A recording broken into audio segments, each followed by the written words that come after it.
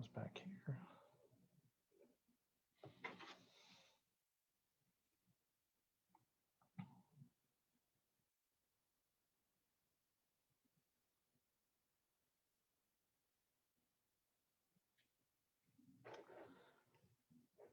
There you go. Just making sure everything is live and good to go. Welcome, folks, to Friday's West Nova Checkup. Of course, we're going to be doing a weekly Facebook update every Friday around this time, where we'll be meeting with either community members, meeting with businesses or sectors. We know we've been spending a lot of time over the last number of checkups about municipalities and local communities. So time to talk about the agricultural sector. And I've invited today Tim Marsh. He's a dairy farmer in the Windsor area and president of the Nova Scotia Federation of Agriculture. And I have Henry Vissers, a guy I've known for about 15 years now, and he's the executive director for the Federation, Nova Scotia Federation of Agriculture as well. Welcome, guys, to the Checkup. Longer than that, Chris. Yeah, I know, but if I say it, it's an easy chunk when you say 15. I've known you over 20, so. I would say it's over 20. Well, I was elected 2003, but I was an assistant back in 1999. So yeah, I suppose it's 21 years. Listen, I start off every one of these meetings or these Facebook Lives and just quickly talk about, how COVID seems to be the topic in everybody's mind right now. Just, how is it affecting our lives, and what kind of changes you've done, or what kind of things you're seeing within your communities? Because I find it interesting how it affects everybody just a little bit differently, but the same ideas sort of flow through what people are feeling or experiencing. So maybe Tim, how's COVID been treating your family? Well, it's actually not been a huge stretch, really. We kind of joke and say, a lot of us farmers tend to be, professionals self-isolating given our professions. But on my own personal example, I have a wife that's got an immune issues, compromised immune system. So we've always been careful. And this is just added, the masking and distancing is just another little step of common sense in our mind. Right. And we've just adapted to it and worked our way around it. It's not really impacted us too hard. We're more careful with who we do at, like at Christmas time, who we interacted with and things like that. And my whole family has been careful in that, not extending their social bubbles and family bubbles too large. So everybody's being proactive on it. Right on. Do you have anybody that has to come in and off the farm that you try not to get in too much contact with, or do you sort of been able to sort of set up a decent bubble that protects everybody? Well, the main people that come in, we've got a feed rep that comes in, and he'll sit, stand one side of his truck and I'll stand the other, and type of thing. We keep distance. We've got a monthly milk recording specialist that comes in, and there's masking and distancing involved there. Fortunately, milk and parlor, you can stand apart. My one part-time guy is also a bus driver. So he's exposed to anything going through the neighborhood, being in school buses, but we just take care to not get too close. He doesn't want to get it either way, and he doesn't want. He's got a nice little gig going there. So yeah, no, that's it is good. I think we've all done certain things. My wife's a school teacher, right? So we try not to, but I mean, there's been an occasional visit to the local establishment and a few things like that. But we're trying to keep our group pretty small compared to what we're normally. I mean, I'm used to being at every darn breakfast and every darn dinner and parade and all those things that just didn't happen this year. So it's been a little quiet for us.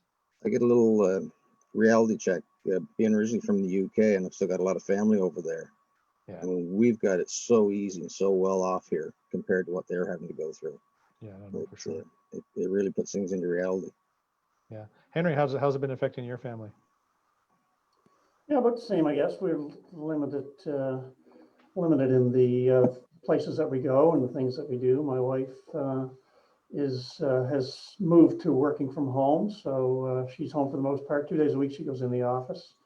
Our office opened up again fairly quickly after COVID. We have individual offices, so that worked out well, and we closed to the public for a while. A lot of our meeting with farmers and organizations and things like that have, of course, switched to virtual, mostly Zoom, and we've managed that.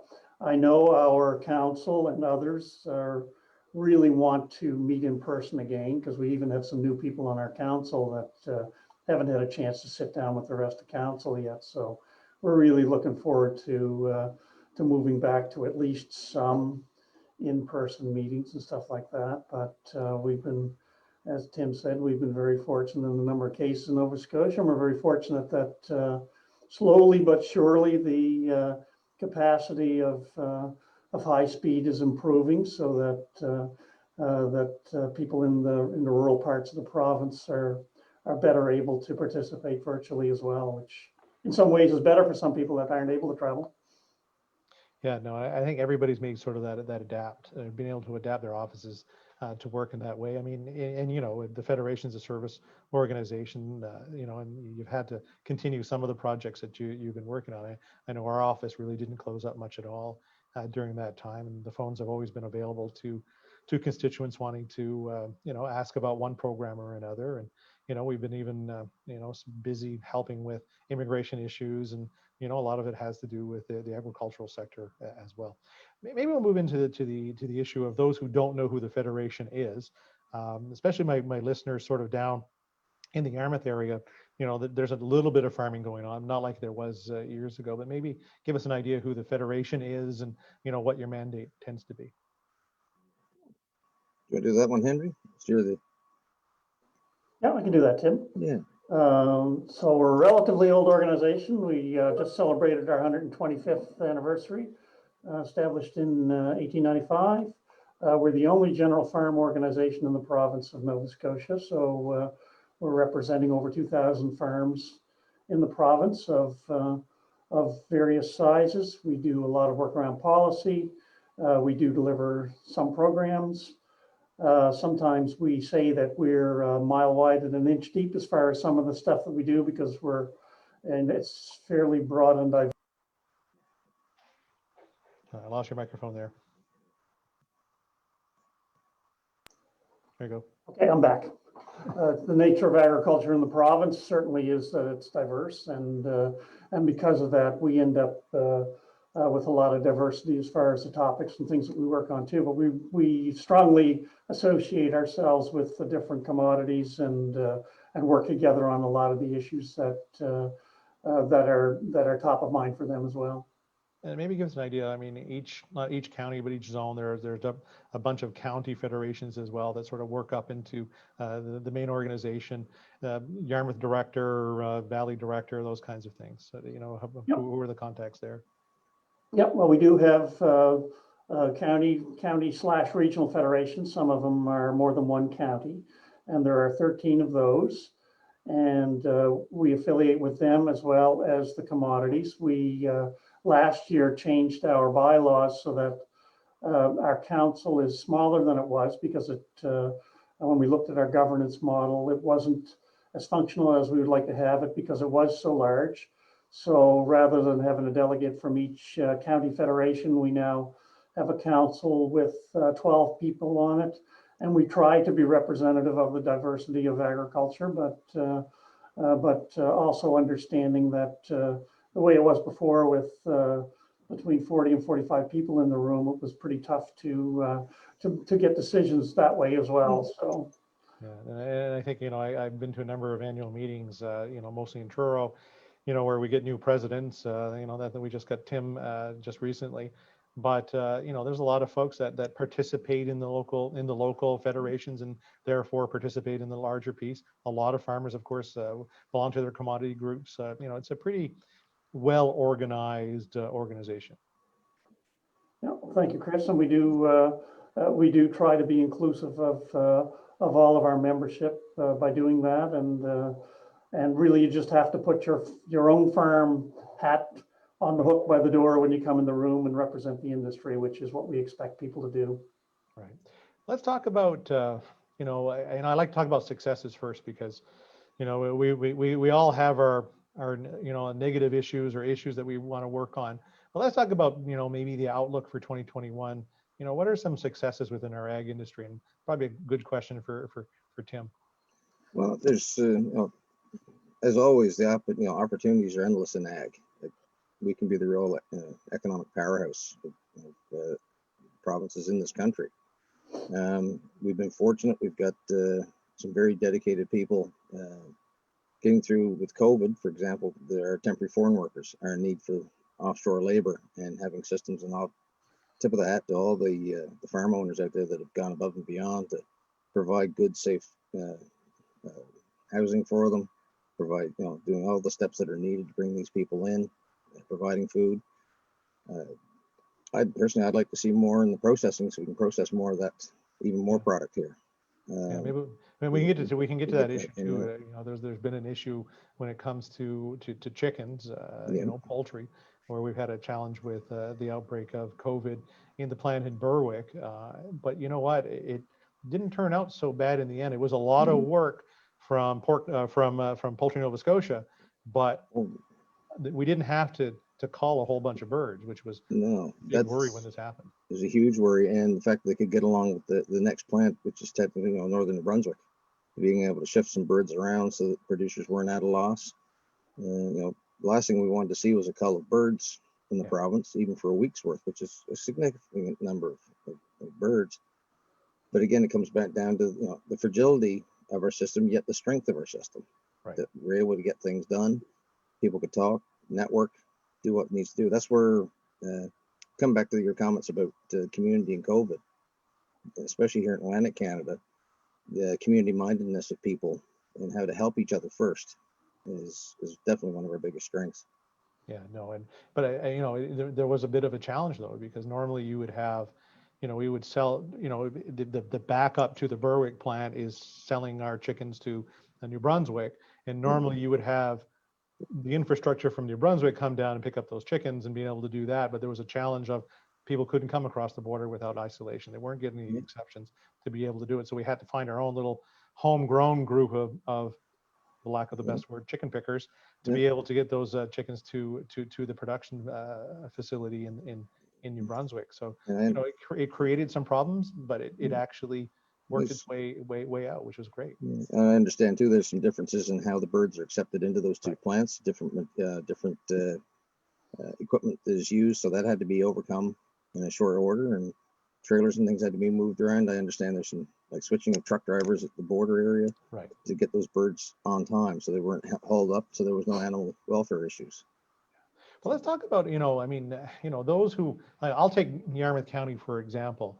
We used to have a very good dairy industry here. We've lost most of that. We still have Churchill's Farm, and there's still a couple of farms in the area.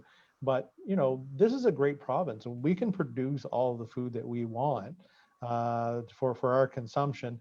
But there's been always a challenge in how grocery stores work it out, and I know this has been an age-old challenge for us. But we produce a lot of great products here, and maybe you can talk about some of them. I mean, it just goes from one end to the other. It does, and that's actually kind of one of my own personal beefs is how the retail end of the industry treats the production end. That we can produce and feed our own population. You look at most of the other countries in the world, especially Europe, they take great strides in being self-sufficient in food. Here, it's become a let's truck it in attitude or undercut on pricing. Like you say, we can grow things, but we got to be able to process it here. We've got to be able to do it all on a local level, and that doesn't always fit the economies of scale of modern production facilities. Right. And that's maybe something where we've got to address and go to more small scale.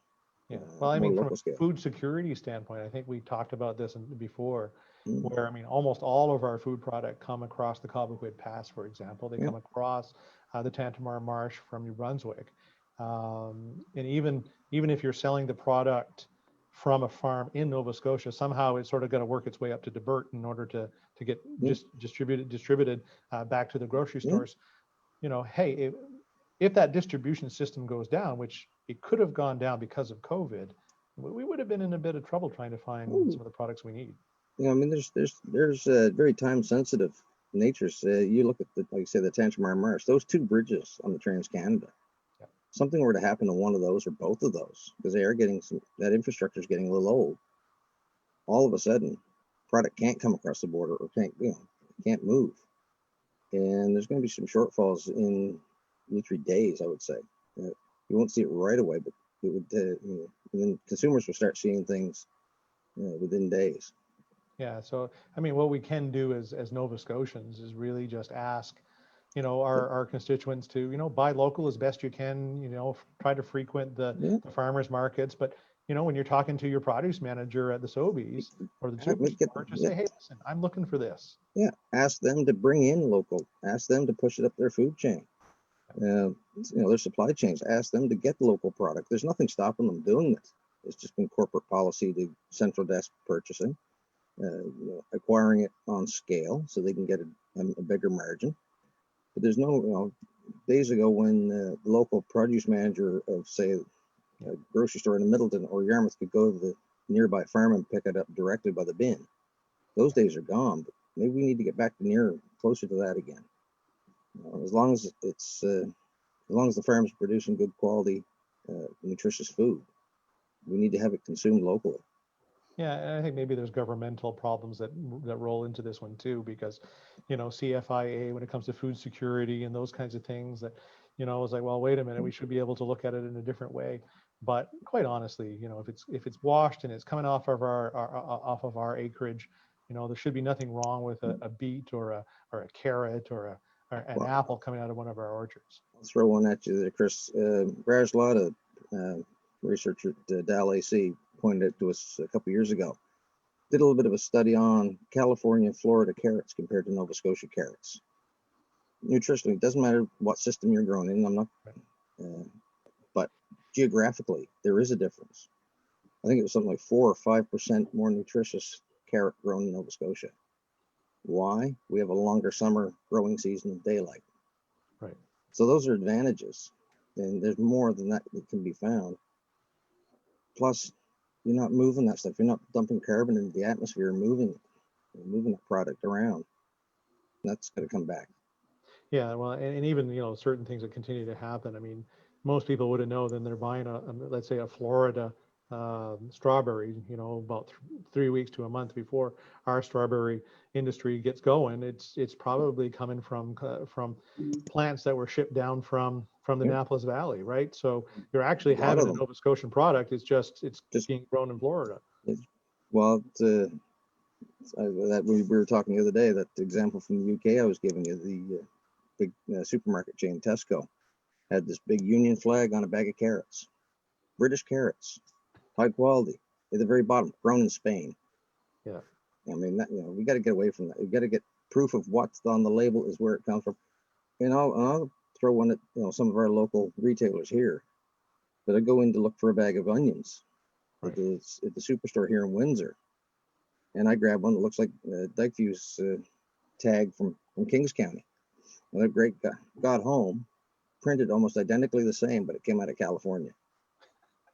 And I really checked the fine print. This was a few years ago. Really look at it. And they didn't last. They did not last. They didn't. Normally a bag of carrots will last, but if a bag of onions will last several days. Right. Not these ones. Yeah. No, that's definitely the challenge of what we see, and we expect to see everything now. I mean, these grocery stores. I mean, I don't know how many items are actually in our grocery stores these days. And I understand certain packaged stuff can come from anywhere, but the produce, the milk, those kinds of things should be local. Well, they should be local, and that's where I'll throw a bone up for on the benefits of supply management. We've been able to keep a lot of that local, but those are getting very hard to maintain. I mean, we've lost our cheese plant in Truro, and that's economies of scale. Now, I would say the saving grace is being a shareholder in Agripor is keeping milk flowing. Yeah. But at the same time, when we've got that large co-op base to get our product back to the consumer as best and as efficient as we can. But some of the other produce producers, fruit growers, their marketing lines, I mean, some of them are on their own going up against these retailers. So right. Let's and we got 20 minutes gone already. But what about we've got a couple of challenges I think coming before us. I mean, I identified 2 of them. I'm sure you probably got another 600. But when it comes to climate change, we have drier conditions. We've gone through every second year here. We've gone through drought. We're seeing this all the time. The business risk management programs don't seem to be working quite as well as they should be. So, maybe some of the really big challenge that you guys need to work on over the next bit. They are, and like they said, with the BRMs, with climate change, climate change is happening more rapidly than what they thought. And to respond to things, again, groundwater access, irrigation for crop use or livestock use. That one actually touches onto another one of my multi-hats I wear. I'm a geologist by background in hydrogeology as well. And I'm concerned over the recharge rate of our aquifers in the province because of the drought weather. You can pull on them for so long, but if you got a good sized dairy operation or chicken operation, or even a large horticultural operation that's pulling groundwater from wells, that starts interfering with somebody's well water. I mean, if they've got permits in place for pulling that amount of water, sooner or later those permits are going to have to be changed, or there's going to be more regulation and legislation thrown at the producer end. Perhaps the houses shouldn't have been there in the first place, but there's going to be some issues come up if we can't get them addressed. Well, it gets that NIMBY problem that we have, that if you start if it starts smelling, or there's flies, or you're taking my water, it's always a challenge that agriculture has to face all the time. Exactly. And we've got all sorts of good stewardship programs out there, environmental farm plans, nutrient management plans, all sorts of things that most farmers are very proactive on doing. But you don't get credit for that, and it doesn't add to your bottom line. But you're doing them because it's the right thing to do for your community and for yourself. Yeah, no, I think that keeps going along with sort of that BRM issue, where, I think for a while here through COVID, we were hoping that there'd be more supports going for our agriculture industry, even though agriculture still kept going. Like you can't stop growing your product, or you can't just stop producing milk. You still had to go on. So, you're not seeing those 75% losses that's required for some of the programs that came because of COVID. No, and here in the East, a lot of farmers tend to have multi-commodity incomes. So you don't get a 75% loss in your farm operation. So you'd never trigger some of those for some of those programs. So they're aimed at, a lot of those BRMs are aimed at the large scale Western grain operations that are predominantly one commodity. Right. So they don't work here in the East. Yeah, no, and I think that's been the challenge where we keep talking about, working with NAFTA or free trade agreements, and all of a sudden there's been a bit of erosion of access or more access to our market, erosion into our systems. It does create a bit of a challenge for people that are in those commodities. And if we didn't have supply management in Nova Scotia, I think we'd have a much harder time, because it is the commodities that seem to be making money, even though that continues to get more and more thin. Those margins are getting razor thin. Having gone through a succession planning process for our son for here, he's got many talents. He could do other things and make a lot more money, but he wants to farm. So we've got to try and make this work for him. Well, let's finish it off on this idea. Succession planning seems to be one we talk about a lot too in the end, and it's the same issues we're having in the fishery. It's some more of our larger entities. How do we make sure that we keep the vibrant industries we have, keep the agricultural sector where it is, making sure that it gets transferred correctly from one generation to another, or at least to people who do want to farm? I was going to say the same thing can apply to fisheries, to forestry, agriculture. The primary producers got to get a fair share of that retail dollar. Right. A fair share. They've got to be able to make money. There's nothing wrong with an agri-producer making some money. I think like 20 or so years ago, when I was on the DFNS board, we figured that $1 of investment in agriculture is $5 in the economy. There's not many other places, many other industries out there that puts that kind of reinvestment back into the local community. And that's what keeps industries going. Because I'll throw the one thing with agriculture, one thing, it doesn't matter what commodities we're in or what sector, we all start with soil, sunlight, precipitation, and rain, and try and make money. And we try and grow things. So the environment for the most part is very important. Yep. I mean, We need to do a better job on succession planning too. That is one of the issues, and we don't do it well. I think the last census said only 5% of farmers, and I think other small businesses are the same, have a written succession plan. And for the owners that are thinking in the next 5 or 10 years of transitioning out, having it in your head doesn't cut it. So I think we need to, it's one of the things we need more resources for is to help people manage that succession, because it's a pretty, it's an important, it's an emotional issue, and financially it needs to be done well. It does. Yeah, no, and it's just, you want to make sure that you have the best tax advantage that you can as you transfer out. And for me, it makes no sense that there's a better opportunity for people to sell it to people that are from somewhere else than it is to sell it to your own family. Yeah, there's some advantages to actually selling it to strangers rather than letting family succeed you. So CRA needs to look at some of the rules there too. Yeah, no, they definitely would continue to work on that. And I think we did put an opposition bill in on that the other day. So, you know, we keep pushing the idea, but it doesn't seem to get as far as we needed to get. So one of those things we'll continue to work with you and, you know, and hope, you know, if I'm using a little bit of a political hat, just, you know, make sure that, you know, we bring that to the floor of the House of Commons as we roll around. Listen, guys, that's all I need of you. You're great. And we should do this again, you know, in 6 months, 8 months time, just as, you know, once the growing season gets finished up, we'll see how 2021 worked out and make sure that your predictions of a good hot summer will make it, right? Well, a good temperate summer, Chris. That way There we you can go. we can have the drying conditions when we need it, but the moisture when we need it too.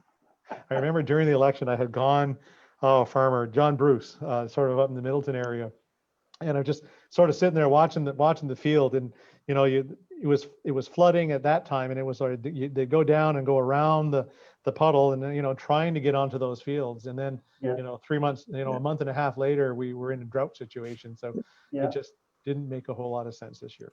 Yeah, those extremes are what causes the problem. Exactly. Okay, well, listen, you guys stay well. You know, keep up the good work. Henry, how do we get a hold of the Federation if people are interested in following things up? Well, there's 893-2293 is our phone number. We're on the net. We send a weekly e-news out. If people want to keep up with things, all you need to do is either call the office or go on the website, and you can subscribe to that regardless of whether you're a registered farm or not. So there's all kinds of different, we're on lots of social media. So there's lots of ways to get a hold of us. Great. Tim, any last words? I mean, just making sure that we use Nova Scotia products, buy Nova Scotia product as best you can. Exactly, and watch and read those labels too, so you make sure you're buying that local product. You could be fooled. You can be fooled. I'll be first to admit I was, and I won't be again. All right. Well, listen, gentlemen, thank you so much. Stay safe, stay healthy, and hopefully we'll be able to chat and see each other and maybe have a brew as we go along. Yeah. Thanks for Anytime. the invitation. Appreciate it. All right. Appreciate cheers. it, Chris. Thanks. Listen, folks, thanks for watching the West Nova Checkup. Join me next week around the same time. We'll have the warden for the municipality of the District of Yarmouth, John Cunningham, and we'll be talking about maybe the Mariner Center and a couple things that are going on in the Yarmouth area. Thanks so much. Talk to you next week. Stay safe.